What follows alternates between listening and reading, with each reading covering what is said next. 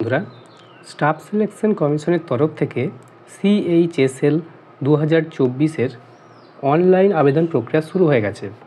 আজকের ভিডিওতে আমরা বিস্তারিতভাবে আলোচনা করব এই পরীক্ষার যে সিলেবাস সেটা কী রয়েছে।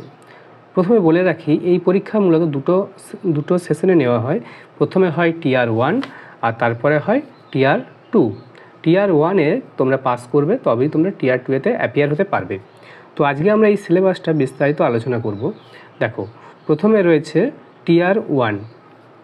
এই Tier 1-এর যে syllabus, scheme of Tier 1 examination, আজকে আমরা Tier 1টা দেখি প্রথমে, তারপর Tier 2টা দেখছি। দেখো, এটার প্রথমে যে সাবজেক্টটা থাকে সেটা হচ্ছে ইংলিশ ল্যাঙ্গুয়েজ।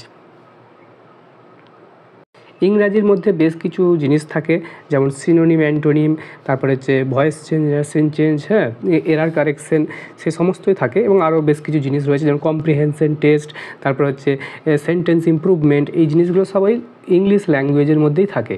ওকে, ইংলিশ ল্যাঙ্গুয়েজে মোট থাকে 25টা প্রশ্ন এবং তার নাম্বার থাকে 50 নম্বর। ওকে, 2 নম্বর যে পেপারটা থাকে সেটা হচ্ছে জেনারেল ইন্টেলিজেন্স, GI নামে যেটাকে আমরা জানি। জেনারেল ইন্টেলিজেন্সে ওই সেম 25টা প্রশ্ন থাকবে, 2 নম্বর করে, তাহলে টোটাল মার্কস হবে 50 মার্কস। 3 নম্বর পেপারটা যেটা থাকে সেটা হচ্ছে কোয়ান্টিটিভ অ্যাপটিটিউড। ওকে, এটাতে বেসিক অ্যারিথমেটিক স্কিল। এটাতে যেগুলো আমাদের নাম্বার সিস্টেম, তারপরে লাভ ক্ষতি, সুদ কষা, তারপরে হচ্ছে শতকরা, সময় কাজ, এই সমস্ত অঙ্কগুলো এর মধ্যে থাকে। এটাতে 25 নম্বর থাকে এবং তার ফুল মার্কস থাকে 50, তার অঙ্ক থেকেও 50। 4 নম্বর যে পেপারটা রয়েছে Tier 1-এ সেটা হচ্ছে জেনারেল অ্যাওয়ারনেস। জেনারেল অ্যাওয়ারনেসে সাধারণত GA যেটাকে আমরা জানি, এর মধ্যে কারেন্ট অ্যাফেয়ার্সটাও ইনক্লুড থাকে। যেমন হয়তো বললো জাপানের রাজধানী কি, টোকিও, সেরকম এই ধরনের প্রশ্ন আসে। এটা 25টা প্রশ্ন থাকবে, 50 নম্বর থাকবে, 2 নম্বর করে প্রত্যেক প্রশ্নের মান। এবং এর জন্য যে সময়সীমা সেটা থাকে 60 মিনিট। 1 ঘন্টার মধ্যে তোমাকে এই প্রশ্নের উত্তরগুলো করতে হবে। ওকে, তাহলে বোঝা গেল এটা হচ্ছে তোমাদের Tier 1 অর্থাৎ ফার্স্ট ফেজের এক্সামটা। এটা কোয়ালিফাই করলে তোমরা অ্যাপিয়ার করবে Tier 2-তে। ওকে, এবার আসবো Tier 2-এর যে সিলেবাস সেটাতে কী রয়েছে। দেখো, এটা হচ্ছে Tier 2-এর সিলেবাস। Tier 2 Tier 1 কোয়ালিফায়ার পরে Tier 2 হয়, যেমনটা বললাম। এক্ষেত্রে মূলত এক্ষেত্রে 3টে সেকশন থাকে প্রশ্নটার। দেখতে পাচ্ছ, সেকশন 1, সিমিলারলি সেকশন 2 আর সেকশন 3, 3টে সেকশন থাকে তোমাদের। তো এরপর আসি বিস্তারিত আলোচনাতে। দেখো, সেকশন 1-এ প্রথমে রয়েছে ম্যাথমেটিক্যাল অ্যাবিলিটিস। তো ম্যাথমেটিক্যাল অ্যাবিলিটি, এটাতে 30টা প্রশ্ন থাকে। যেমনটা আমরা ম্যাথমেটিক্যালের ক্ষেত্রে আমরা দেখেছি যে Tier 1-এ সেই ধরনেরই প্রশ্ন হবে, শুধুমাত্র লেভেলটা একটু হাই হবে। ম্যাথমেটিক্যাল অ্যাবিলিটিতে 30টা প্রশ্ন থাকে। ওকে, আর তারপরে রয়েছে রিজনিং এবং জেনারেল ইন্টেলিজেন্স, এটাতেও 30টা প্রশ্ন থাকে। তাহলে টোটাল কটা? টোটাল হচ্ছে 60টা থাকে সেকশন 1 থেকে। 60টা প্রশ্ন হয় তোমাদের সেকশন 1 থেকে। ওকে, তাহলে এর ফুল মার্কস কত থাকে? এর ফুল মার্কস থাকে, প্রত্যেক প্রশ্নের মান থেকে 3 করে। তাহলে 60 × 3 মানে হচ্ছে 180 নম্বর। 180 নম্বর তোমাদের যে সেশন 1টার মধ্যে সেকশন 1টা পড়ে, তো সেশন 1-এ রয়েছে। ওকে, এরপর আসছি সেকশন 2। যেটা সেকশন 2 রয়েছে, এই 2 নম্বর সেকশন। 2 নম্বর সেকশনেতেও দুটো মডিউল রয়েছে। প্রথমে রয়েছে তোমাদের ইংলিশ ইংলিশ ল্যাঙ্গুয়েজ এবং কম্প্রিহেনশন। এখানে ওই ইংরাজি প্রশ্ন হবে এবং কম্প্রিহেনশন কিছু প্যাসেজ দেওয়া থাকবে, সেখান থেকে উত্তর করতে হবে। এটাতে থাকে তোমাদের 40টা প্রশ্ন থাকে। আর থাকে এর সাথে আর একটা মডিউল থাকে সেকশন 2-এর মধ্যে, সেটা হচ্ছে জেনারেল অ্যাওয়ারনেস। ওই GA যেটা বললাম, কারেন্ট অ্যাফেয়ার্স ওর মধ্যে ইনক্লুড আছে, এবং ওর সাথে তোমাদের যে সাম্প্রতিক ঘটনাবলী, তোমাদের সাধারণ জ্ঞান এর মধ্যেই পড়বে।